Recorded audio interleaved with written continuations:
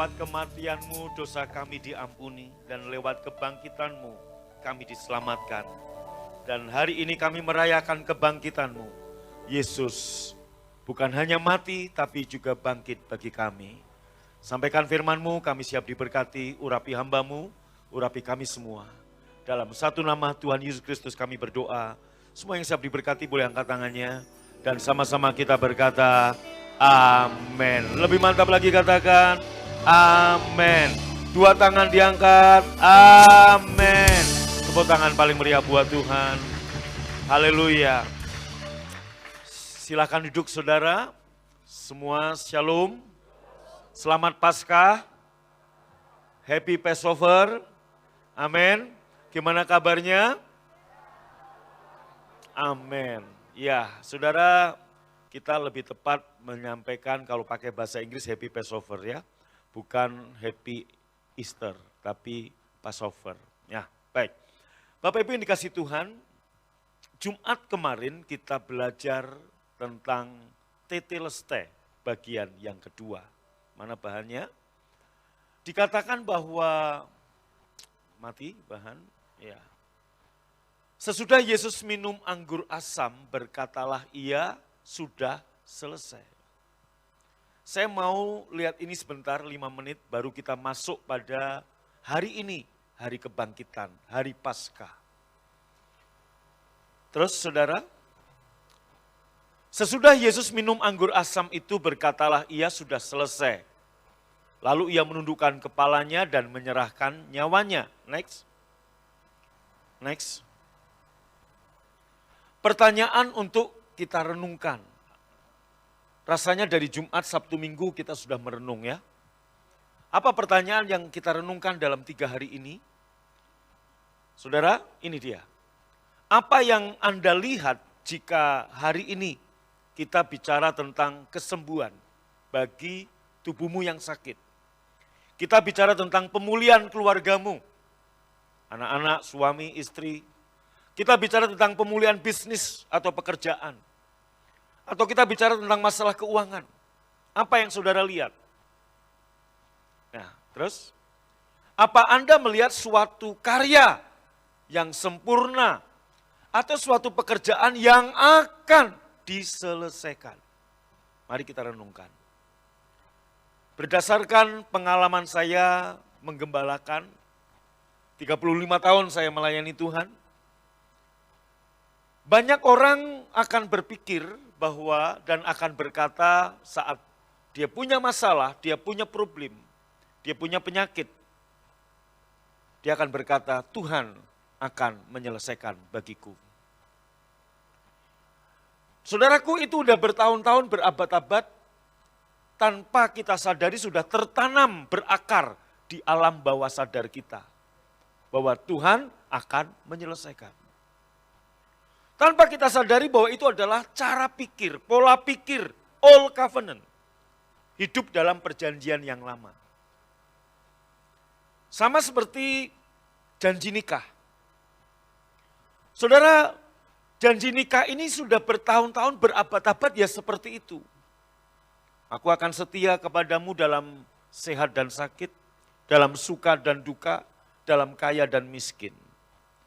Karena sudah berabad-abad turun-temurun, dari satu generasi ke satu generasi, kita menganggap itu benar. Padahal itu salah. Bagaimana mungkin kita mau mengakui sakit yang sudah Tuhan selesaikan? Maka pertanyaan yang, saudara yang kemarin gak ikut ibadah Jumat, dengerin dulu khotbah Jumat ya. Nah, apakah Anda melihat itu suatu karya yang sempurna atau suatu pekerjaan yang akan diselesaikan? Tanpa kita sadari, kita sering hidup dalam cara pikir, pola pikir, old covenant. Bukan new covenant. Nah saudara, contoh, banyak orang, banyak gereja, banyak mimbar mengatakan, ayo kamu ibadah supaya kamu diberkati. Dulu juga saya begitu. Karena itulah ajaran yang saya terima. Sehingga cara pikir kita akan ibadah, kita melayani supaya kita diberkati. Itu pola pikir yang salah. Sehingga akhirnya ibadah kita adalah penuh dengan aturan dan kewajiban, bukan sebagai sebuah hubungan. Saudaraku, jika anak-anak saudara berbakti kepada saudara, itu karena hubungan. Amin. Nah, dalam New Covenant itu adalah hubungan. Tuhan sudah pulihkan hubungannya. Jadi kalau hari ini saya melayani Tuhan, kalau hari ini saya beribadah, bukan untuk supaya saya diberkati. Tapi sebagai orang yang sudah diberkati. Amin. Sebagai orang yang sudah diselamatkan. Sebagai orang yang sudah ditebus. Layak wajar, tanda syukur saya, tanda kamsia saya melayani Tuhan. Dan dia Bapa saya. Jadi pelayanan saya, pengabdian saya, bukan sebagai hamba, tapi sebagai anak. Nah, ini dia. Oke, ini khotbah Jumat kemarin. Mohon Bapak Ibu, semua akar-akar seperti itu mari kita cabut. Tanam dalam hati saudara, dalam alam bawah sadar saudara, bahwa Tuhan sudah menyelesaikan bagi kita. Tuhan sudah menyelamatkan kita. Bukan akan loh, Tuhan telah menyelamatkan saudara. Tuhan telah mengampuni dosa saudara. Tuhan telah menyembuhkan penyakit kita. Katakan amin. Bukan akan, telah. Maka apa lagi Pak yang mau kita lakukan? Cuma satu, berdiri di bawah salib Yesus.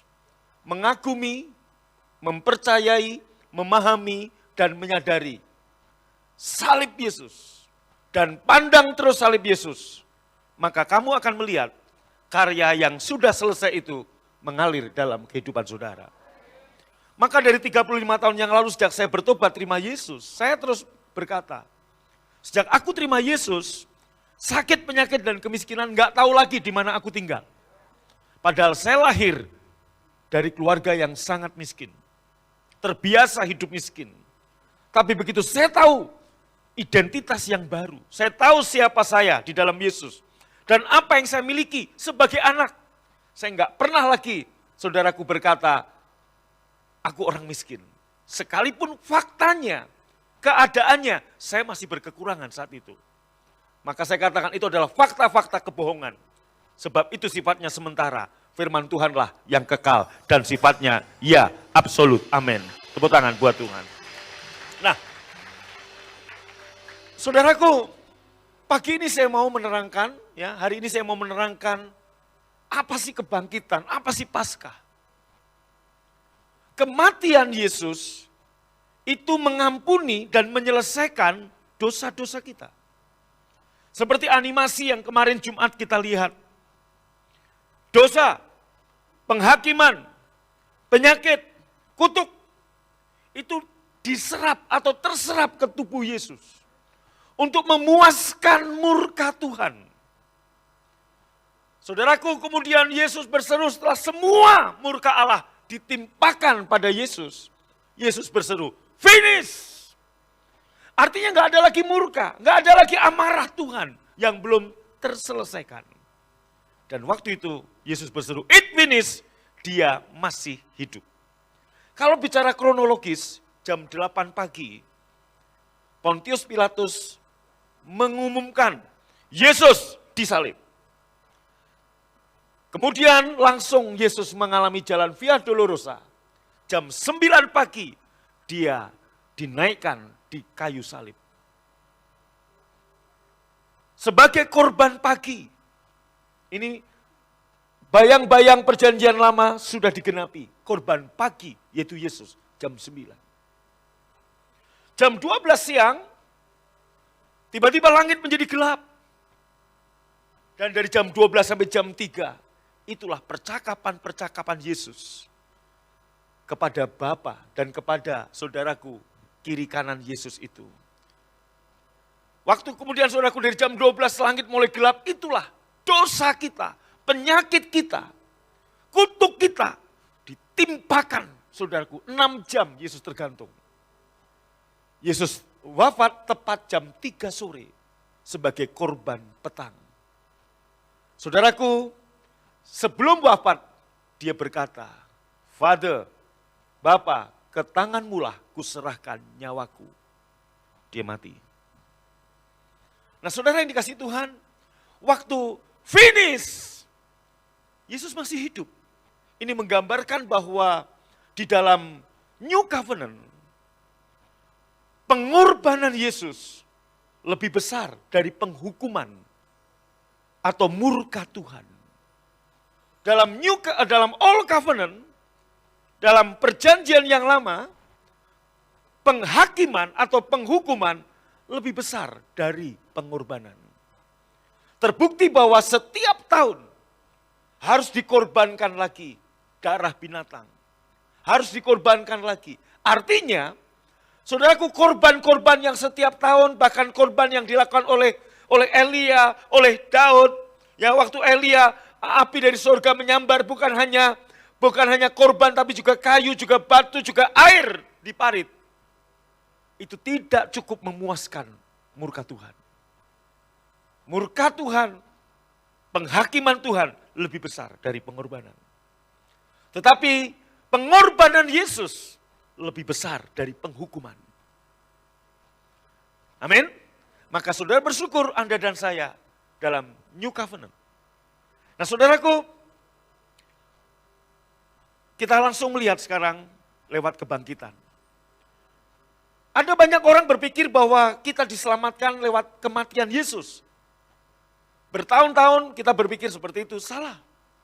Anda dan saya bukan diselamatkan lewat kematian Yesus. Tapi Anda dan saya diselamatkan lewat kebangkitan Yesus.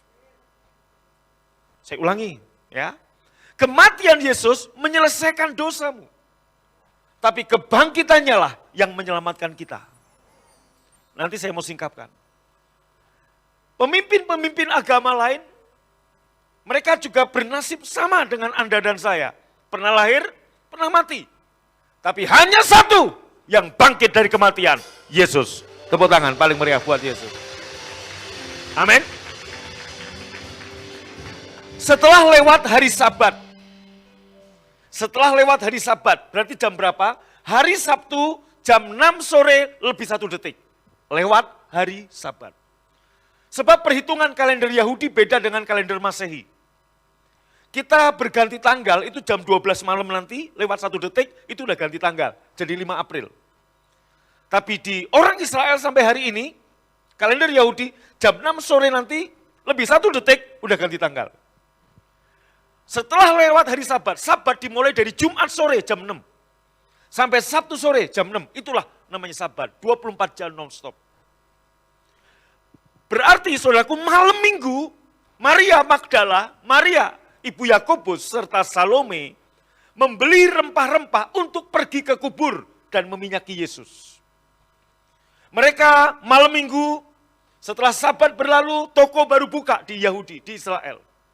Kalau Anda pas ada di Israel, Jumat jam 3, itu toko-toko udah mulai tutup, persiapan Sabat. Begitu jam 6 sore, nggak ada lagi toko buka.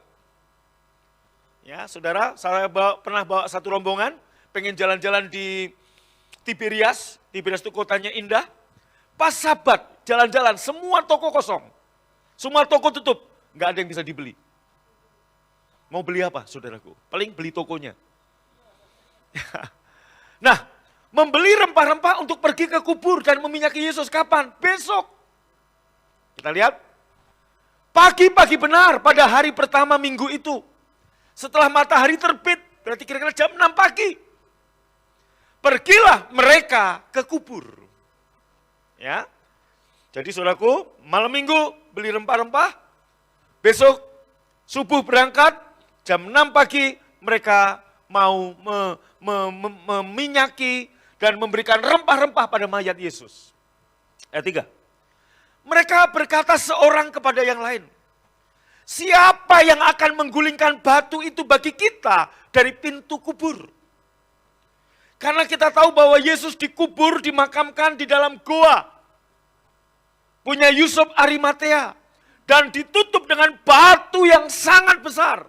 Dan dijaga dengan 2 prajurit Rom dengan pedang dan tombak yang terhunus. Dijaga, bukan sekedar apa, dijaga. Terus saudaraku, Tetapi maka di jalan mereka berbicara. Kita beli rempah-rempah ini kan mau meminyaki mayat Yesus. Tapi mayat Yesus ada di dalam gua tertutup batu. Siapa yang mau menggulingkan batu ini? Kita wanita. Kemana Petrus dan teman-teman? Cicing ketakutan saudaraku. Justru ini 3 wanita hebat. Maka jangan anggap enteng lihat kiri kanan wanita-wanita di sebelah kiri kanan saudara. Secara tubuh lemah, tapi ternyata saudaraku yang begini malah yang berani wanita loh. Petrus yang menguduskan pedang, motong telinga Malkus, kemana sih ya? Betul? Kabur, ketakutan.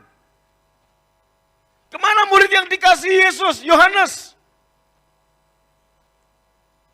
Justru 3 wanita ini pionir, berani. Maka jangan anggap enteng wanita di sebelah kiri kanan depan belakang saudara.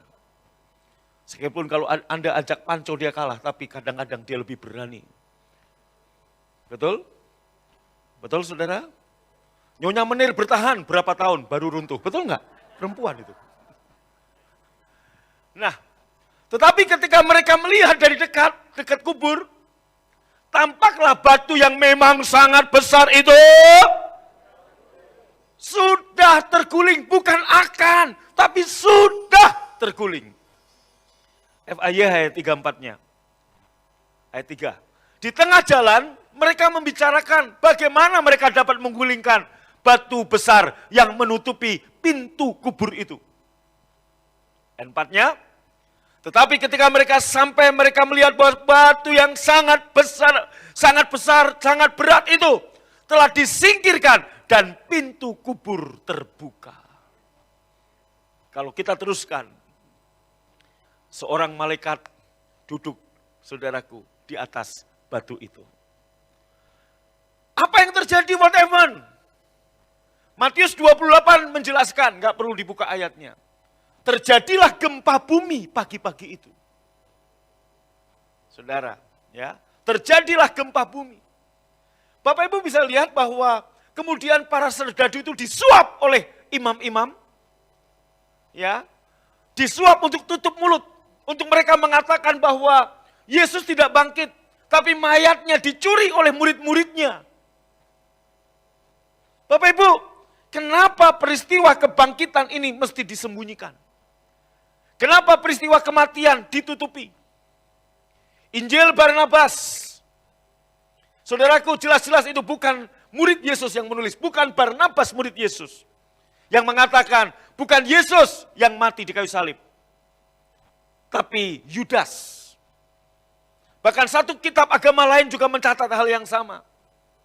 Dalam Injil Barnabas, saudaraku, terjadi hal yang lucu. Kalau itu murid Yesus, nggak mungkin dia berkata, Yesus turun dari Yeriko ke Yerusalem. Ya, dicatat dalam Injil Barnabas satu kalimat, Yesus turun dari Yeriko ke Yerusalem. Bapak Ibu, Yeriko adalah kota terendah di seluruh dunia.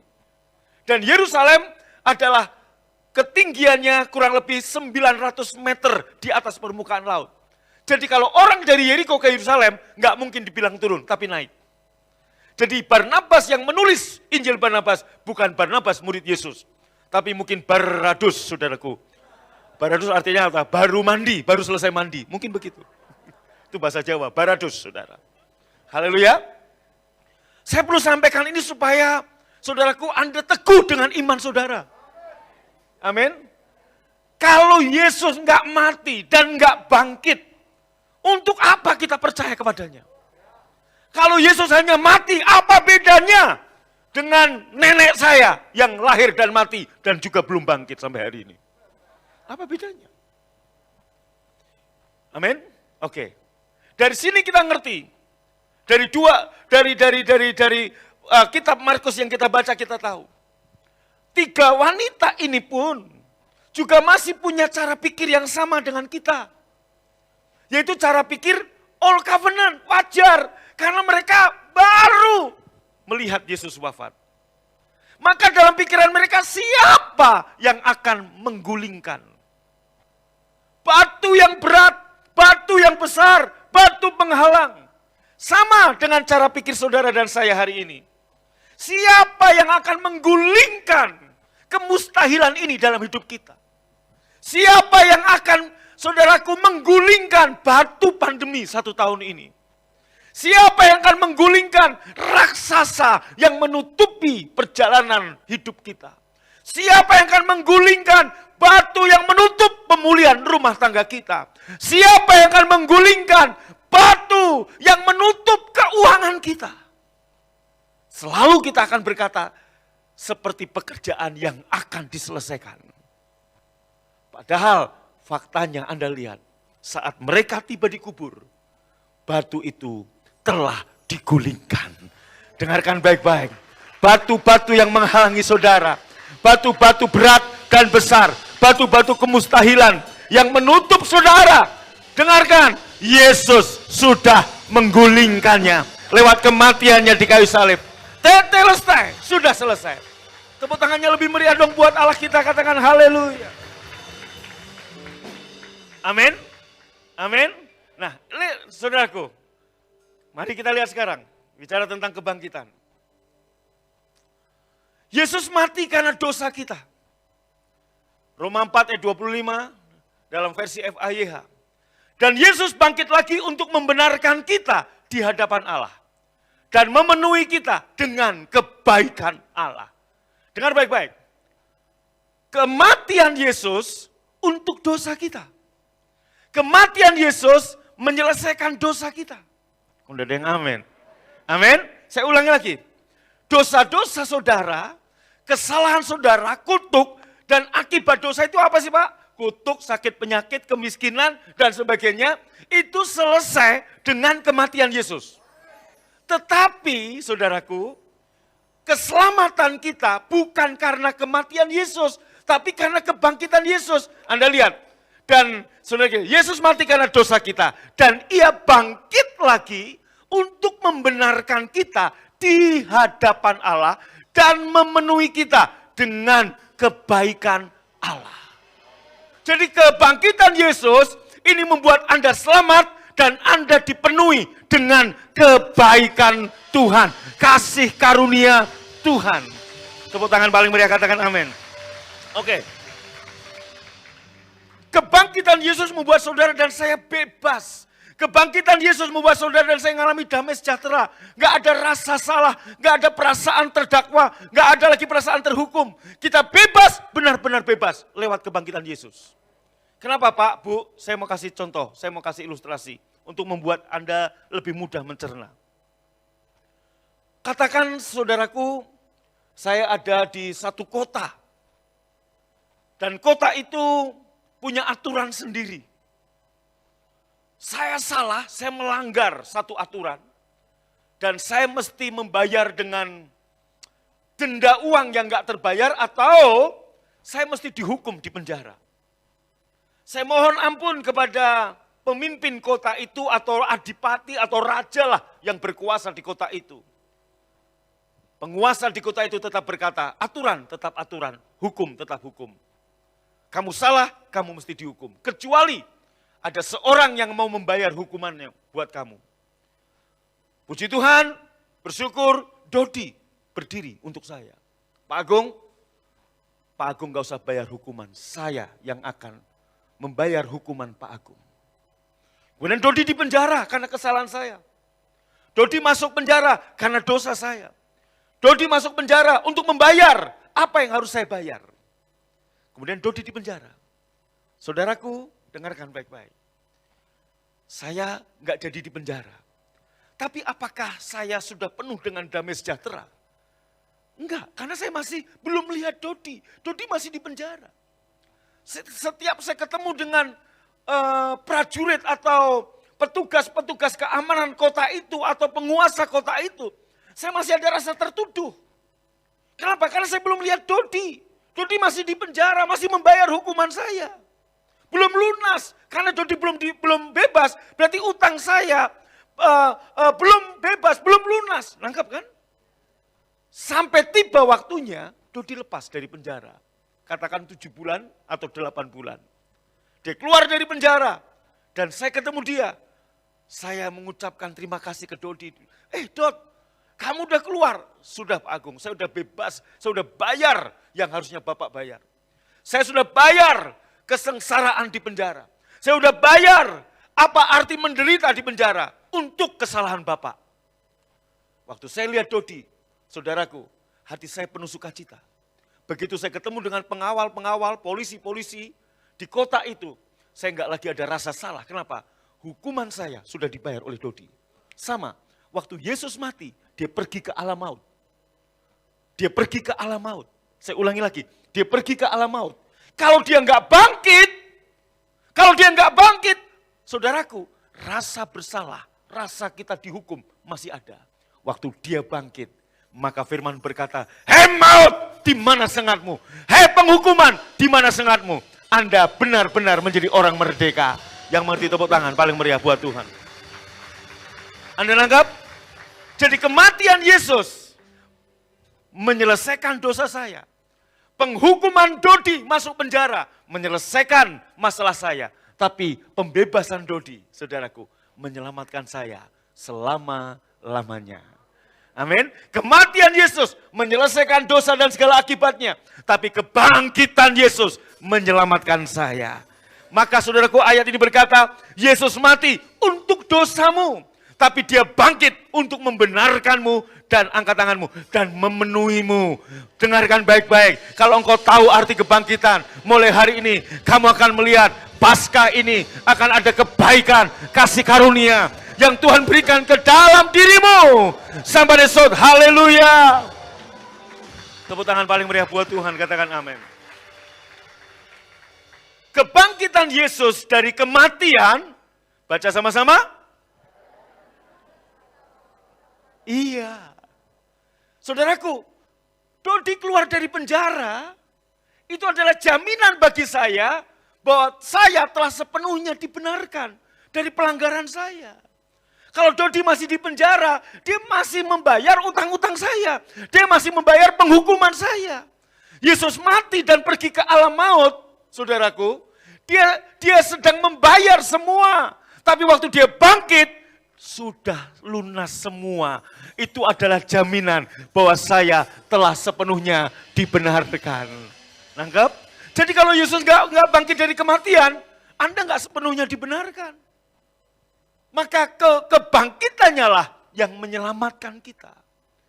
Kematian menyelesaikan dosa, tapi kebangkitannya lah yang menyelamatkan saudara dan saya.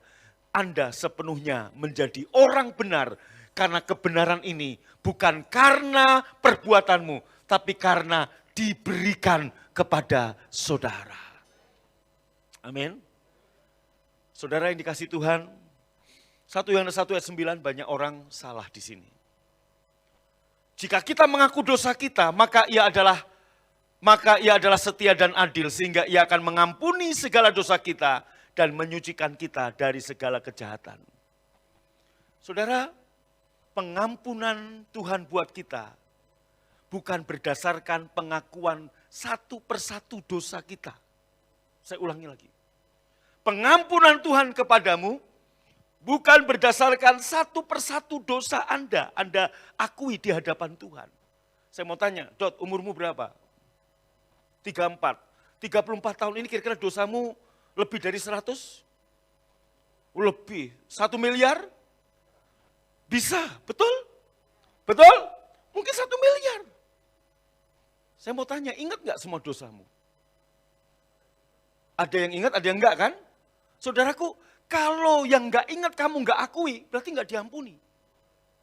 Kalau berdasarkan ayat ini, maka Anda lihat ayat sebelumnya dalam perikop ini bukan pengakuan satu persatu. Tuhan, saya berdosa tanggal sekian.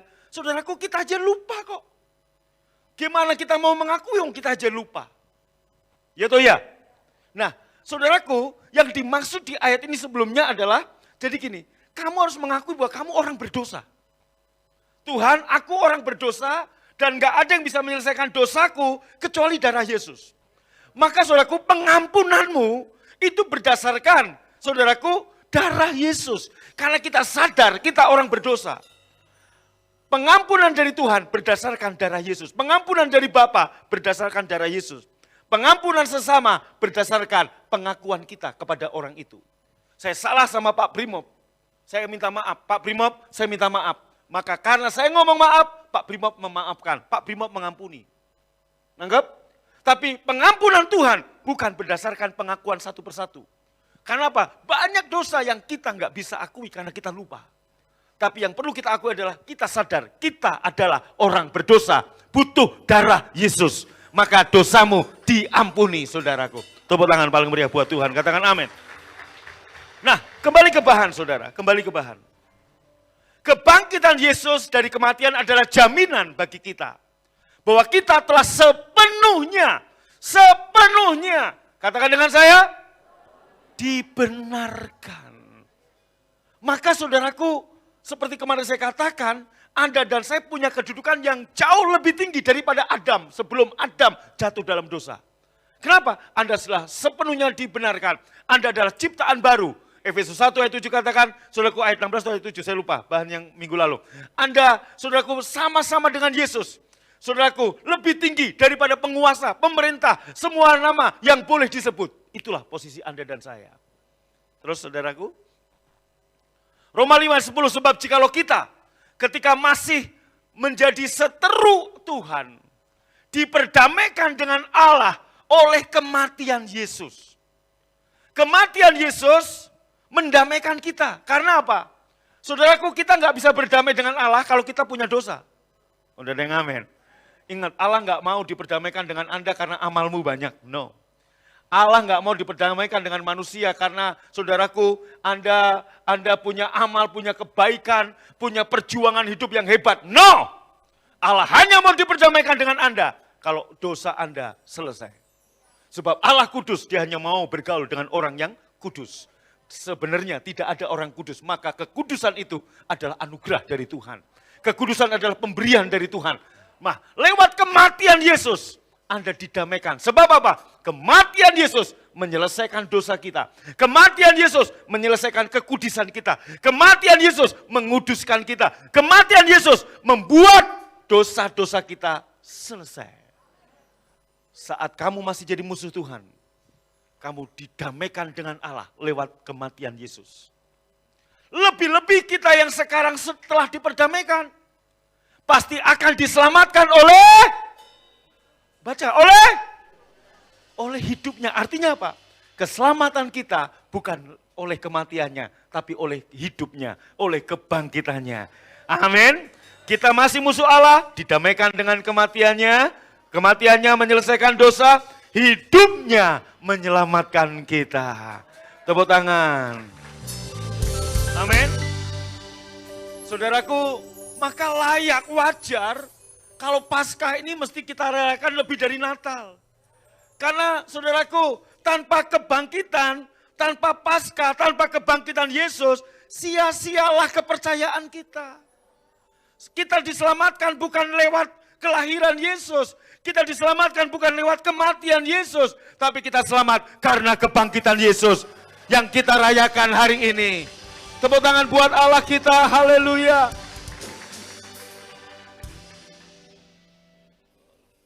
Sebab mereka tidak dapat mati lagi karena mereka seperti malaikat, yaitu Anda dan saya.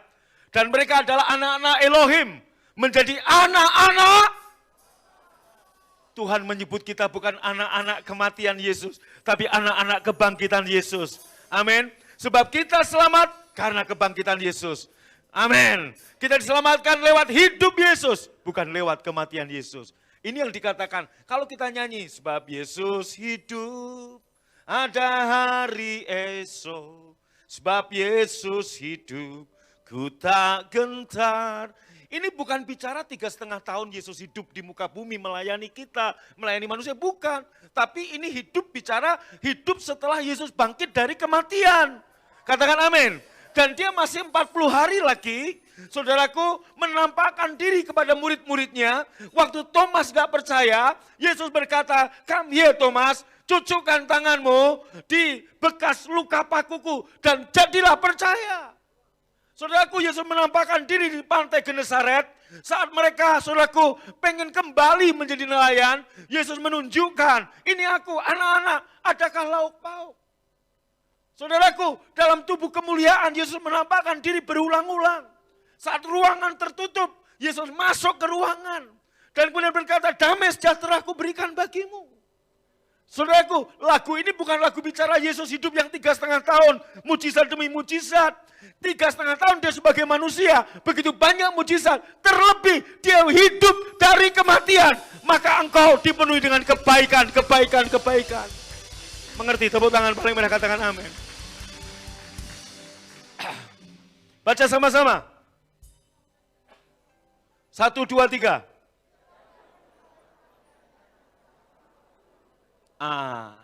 Kita diampuni oleh kematian Yesus.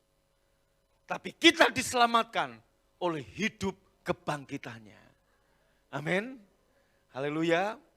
Saudaraku, saya tadi pagi WA ke semua teman-teman reuni SD, SMA, kelas. Saya langsung kasih saudaraku selamat Paskah bagi yang merayakannya. Gitu aja. Saya tahu nggak ada yang merayakan saudaraku. Tapi kan nggak apa-apa, justru kesempatan kasih ayat. Betul? Iya dong. Selamat bagi yang merayakan, jadi nggak bisa marah. Saya nggak merayakan, ya nggak usah dibaca, gampang aja kan. Begitu. Saudara, kenapa kita takut bersaksi? Berani bersaksi. Yes, berani bersaksi saudara. Yesus kita selamat karena kebangkitannya. Kita bangga saudara. Amin.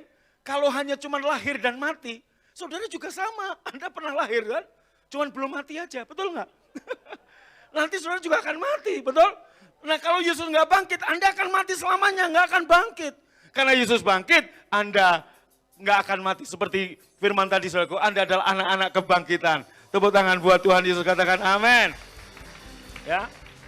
Sebab jika benar orang mati tidak dibangkitkan, maka Kristus juga tidak dibangkitkan. Dan jika Kristus tidak dibangkitkan, baca sama-sama. Dan kamu masih hidup dalam? Maksudnya apa Pak? Kalau Yesus mati kemudian nggak bangkit, sama seperti saudaraku Dodi membayar hutang saya, tapi dia nggak pernah bebas. Artinya apa? Ya berarti saya masih hidup di dalam kesalahan dong. Kapan bebasnya ini? Nangkap kan? Sindol. Dodi Tegal saudaraku ya. Ya namanya DT, Dodi Tegal. Cenlung saudaraku, nama Chinese-nya Cenlung, jago silat ini. Nah, dia bayar dosa saya, dia bayar kesalahan saya, dia masuk penjara, terus kemudian dia nggak bebas-bebas. Ibaratnya kalau Yesus nggak bangkit itu kayak gitu. Jadi kapan saya ngalami damai sejahtera? Kamu salah ya? Iya, tapi dosa saya udah dibayar Dodi, belum lunas. Sampai dia bebas, baru saya telah sepenuhnya dibenarkan. Sama kalau Yesus nggak bangkit, Yesus mati, kemudian di alam maut terus sampai hari ini. Halo? Di alam maut terus sampai hari ini, ketemu dengan iblis, ketemu dengan Lucifer. Saudaraku, main catur? Enggak, itu mah Iren. Saudaraku, kalau Yesus nggak bangkit dia ada di sana, ngapain? Kita belum dibenarkan bro. Makanya saya bilang, ayo Bapak Ibu pulang dari sini. Saudara punya grup-grup WA, SD, SMP, SMA, tempat kerja. Saudaraku kasih ayat-ayat, selamat Paskah bagi yang merayakannya. Walaupun Anda tahu di grup itu nggak ada yang merayakan, nggak masalah saudaraku. Tepuk tangan buat Tuhan, amin. Haleluya. Yes? Nah, tanpa kebangkitan Kristus, kita masih tetap baca dong, kita masih tetap mati. Tanpa kebebasan Dodi dari penjara, kita belum bebas. Nangkap ya? Itu saudaraku gambarannya. Terus saudara, oleh kebangkitan kita telah dihidupkan. Kita tidak lagi berada di dalam dosa-dosa kita. Tuh. Maka hari ini Anda bersuka cita. Hari ini Paskah. Amin. Saudaraku, Paskah bukan gambarannya telur, saudaraku. Amin. Zaman kita sholat minggu telur, saudaraku. Ya, telur. Telur sama harvest dimakan, saudaraku. Paskah bukan gambarnya telur. Oke, terus saudaraku. Sekarang kita berada di dalam Kristus. Kolose 3 ayat 3, Anda di dalam Kristus. Maka Bapak Ibu terdengar suara dari surga, inilah anak yang kukasih kepadanya aku berkenan. kalimat dari Bapa itu bukan hanya untuk Yesus, tapi untuk semua orang di dalam Yesus, yaitu untuk Anda dan saya. Tahukah Anda, angkat tanganmu, Bapa berkata, aku mengasihimu, aku berkenan kepadamu. Kalau kamu berkenan, apa yang tidak akan Tuhan berikan kepadamu? Karena Kristuslah Anda dan saya menjadi orang yang berkenan. Tepuk tangan paling meriah, amin. Terus saudara, melalui salib Tuhan menyingkirkan dosa-dosa kita. Tapi melalui kebangkitan Tuhan memberikan hidup yang baru kepada kita. Melalui salib Tuhan menyingkirkan dosa kita. Maksudnya begini, lewat Dodi di penjara, saudaraku, itu menyingkirkan kesalahan saya. Tapi lewat Dodi keluar dari penjara sebagai orang bebas. Melalui pembebasan Dodi, hidup yang baru Tuhan berikan pada saya. Itu maksudnya. Lewat kebangkitan Yesus dari kematian, Yesus memberikan hidup yang baru. Hidup di dalam Kristus. Hidup tanpa rasa bersalah. Hidup tanpa, saudaraku, pendakwaan lagi. Jadi kalau hari ini engkau masih didakwa, dengarkan baik-baik. Itu tipu muslihat setan untuk mengalihkan perhatianmu dari orang yang punya identitas yang baru. Setan masih mau mencengkram kamu dengan pengertian yang lama. Nangkep saudaraku, Anda benar-benar orang bebas, Anda benar-benar orang merdeka. Tidak ada lagi penghukuman bagi saudara. Tepuk tangan paling meriah bagi Tuhan, katakan amin. Kristus adalah kehidupan. Saudaraku, Anda punya kehidupan Kristus. Dengarkan baik-baik, kalau Anda punya kehidupan Kristus, halo, siapa yang punya kehidupan Kristus? Layak enggak? Kamu pemuda-pemudi, waktu mau nikah kamu ngomong, aku akan setia dalam sehat dan sakit. Yesus enggak pernah sakit. Amin. Itu dia. Anda punya kehidupan Kristus. Kristus adalah kehidupan saya.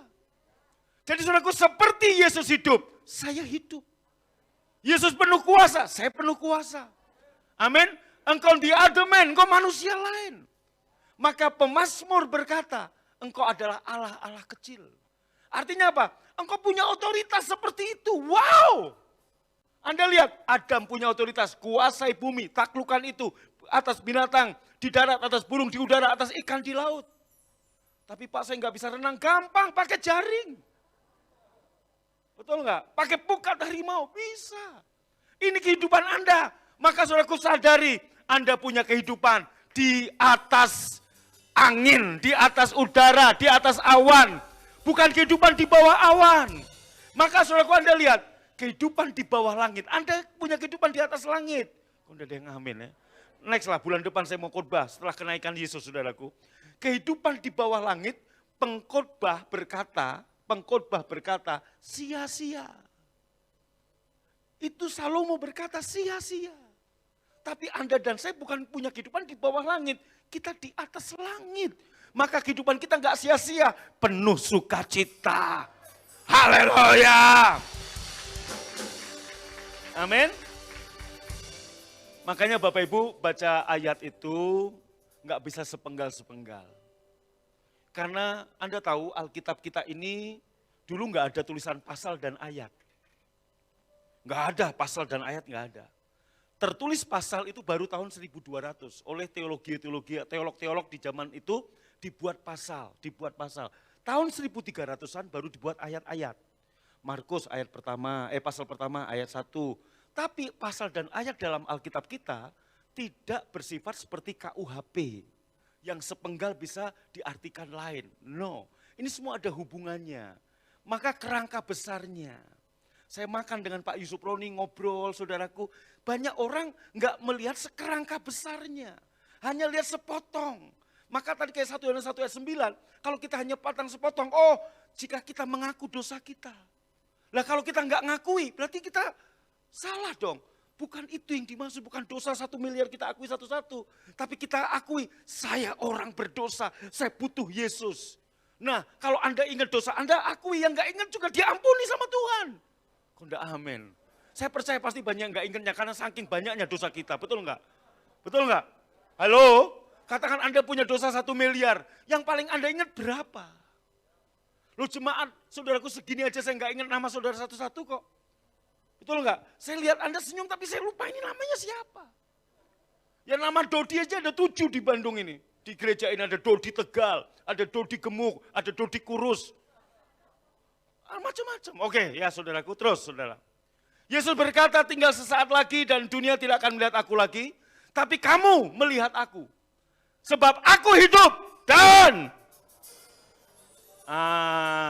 ini Yesus dalam kebangkitan. Dia ngomong, kamu hidup dan aku hidup dan kamu hidup. Ini sebelum Yesus wafat ya, saudaraku. Tinggal sesaat lagi dan dunia tidak akan melihat aku. Ini 3,5 tahun Yesus di muka bumi. Tetapi kamu melihat aku. Sekalipun nanti, kenapa? Karena aku hidup, maka kamu juga hidup. Aku bangkit, kamu pun juga akan bangkit. Maka dengar baik-baik saudaraku, dengar baik-baik. Kalaupun suatu kali umur 97 Anda meninggal, enggak usah takut, Anda bangkit lagi. Anda dibangkitkan lagi lewat kebangkitan Yesus. Anda enggak mati selama-lamanya, tapi Anda akan hidup selama-lamanya di Taman Firdaus dan nanti di surga. Tuhan memberkati Anda, tepuk tangan paling meriah, katakan haleluya. Hidup rohani kita adalah hidup Kristus, karena ia hidup, kita hidup. Next saudaraku, kita di dalam Kristus dan ia di dalam kita, hidupnya adalah hidup kita. Saya punya, tolong Bapak Ibu, masukkan dalam alam bawah sadar saudara. Artinya udah, contoh gini, apa sih alam bawah sadar? Begini saudaraku, ya. Alam bawah sadar itu gini. Saya kalau ketemu anak-anak sekarang, kayak kemarin saudara saya ketemu sama salah satu anak jemaat, kamu kelas berapa? 10 om. Dia ngomong 10 itu saya masih mikir, 10 itu kelas berapa ya? Oh, 1 SMA, betul enggak? Nah, jadi di alam bawah sadar saya itu 10 itu belum masuk gitu loh. Nangkep saudara? Tapi kalau untuk anak-anak sekarang, mereka kelas 10 itu ya tahu. Tapi zaman kita generasi kelahiran tahun 60-an, sekolah tuh enggak ada kelas 10. Kelas paling tinggi itu kelas 6, betul enggak? Enggak ada kelas 12, betul? Kamu kelas berapa? 17, itu enggak naik terus berarti saudaraku ya. Kira-kira begitu. Nah, itu maksudnya alam bawah sadar itu gitu loh, nangkep kan? Contoh gini alam bawah sadar, 5 kali 5 berapa? Nah, itu udah masuk alam bawah sadar saudara. Sama seperti tadi, Yesus akan menyelesaikan atau telah menyelesaikan. Nah, tapi Anda lihat tanya sama teman-temanmu, saudaraku, orang-orang Kristen, gereja-gereja lainnya, termasuk Anda dan saya dulu juga berpikir, Tuhan akan menyelesaikan bagiku. Saat kita bilang, Tuhan akan, nah itu yang ada di alam bawah sadar seperti itu yang harus dicabut. Masukkan bahwa Tuhan telah menyelesaikan. Kebangkitan Yesus menyelamatkan Anda. Itu maksudnya. Tepuk tangan paling meriah. Katakan amin. Haleluya. Sebab jika kamu mengaku dengan mulutmu bahwa Yesus adalah Tuhan dan percaya dalam hatimu, baca sama-sama. Maka kamu akan, saya tutup dengan ayat ini. Yaitu apa? Kamu percaya dengan hatimu, kamu mengaku dengan mulutmu, Yesus adalah Tuhan. Dan percaya dalam hatimu, dia telah bangkit. Itulah yang menyelamatkan kamu. Jadi maka saudaraku saya tegaskan lagi, kebangkitan Yesuslah yang menyelamatkan kita. Anda jangan hanya percaya Yesus mati, tapi Yesus juga bangkit. Amin. Dan hari ini kita rayakan kebangkitannya, yaitu Paskah. Paskah inilah yang menyelamatkan kita. Katakan haleluya, haleluya. Haleluya, tepuk tangan paling meriah buat Tuhan. Bangkit berdiri, haleluya, tepuk tangan.